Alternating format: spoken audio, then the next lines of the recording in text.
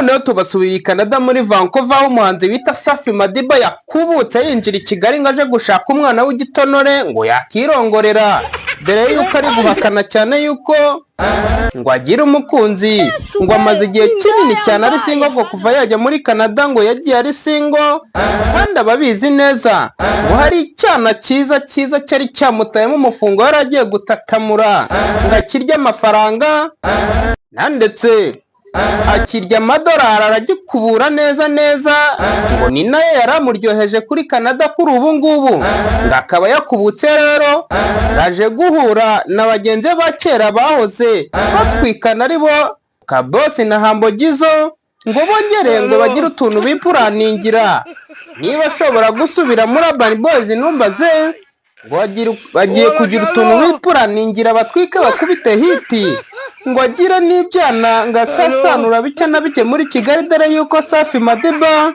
ukijyanye n'ijipo aho agatuza aragasheta agasasanura umwana ivumbi rikirenga kuri Wuncence. So guys, kuri iri joro ryakeye nibwo Safi Madiba asesekaraga ku kibuga cy'indege Kanombe, aho umunyamakuru w'igihe Emmy Ikinege aka update ngiye gukubitamo katigeze kaza mukasamutwe. Emmy Ikinege yagize ati se Safi Madiba kufite ubwene gihugu bubiri urajya he kuvuye iwanyu? Safi Madiba tinje iwacu ati subira iwanyu. So ubwo urumva rero nta kandi kantu kari aho ngaho kadafite ikintu kangije, ariko ku muntu ugakurikiranye gashobora kugira ikintu kangiza. So Safi Madiba rero nubwo yageraga ku kibuga cy'indege Kanombe akakirwa n'abanyamakuru benshi cyane, abari beza bakamukubita indabyo bakamwereka urukundo. Safi Madiba rero ngaje mu Rwanda ku bijyanye cy'igitaramo, sibye yuko bakivugaga nyine bakenyegeza iyo ngiyo, ariko kimuzanye harimo igitaramo, harimo gusura famiye, harimo gushaka umukunzi. Ingingo ya mbere ikakaye, bagomba gushaka umukunzi. Muribuka Safi Madiba yakundanye na Knowless, Butera Knowless, sibye yuko nyine birarangira. Noneho akundana n'abakobwa benshi cyane, akundana n'uriya mugore ngo ni Judith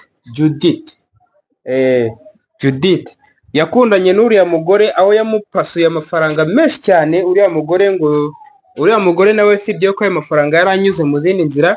Uriya mugore yibye amafaranga umuzungu, ayibye umuzungu ayazanira Safi Madiba. Safi Madiba nawe si ukumutamika, aramutamika kuri Wuncence. Safi Madiba nawe kuri Wuncence ngo burya arabasha cyane, yakubise Wuncence. Muribuka yuko byanagaragaye ko bagiye no mu rukiko bakakana gatanya.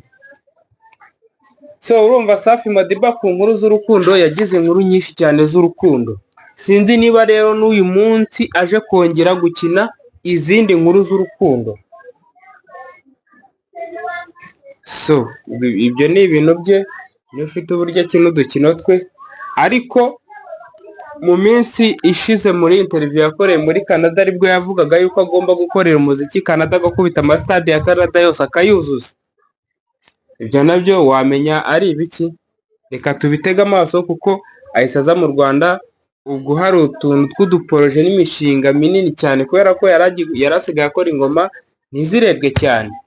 Gukora ingoma ntizirebwe cyane rero bishobora kuba bibaye ngombwa yuko yikoza mu Rwanda kugira ngo yongera afate vibe y'abana, uburyo bari gufata ikintu bita hit. Mu Rwanda abana barimo baratwika shumi, abana barimo baratwika, abana barimo barakubita imiziki, barimo barayihana, barimo barayicacamba bayikuramo ubugoryi bwose. Safi Madiba rero niba aje gufata amasomo yicare yige, abanze ashake n'uwo mukunzi ari kuvuga, famiye asure, Urban Boys bahure bakubite n'ibigoma, ariko yirinde gucangacanganya abakobwa nk'ucanga amakarita.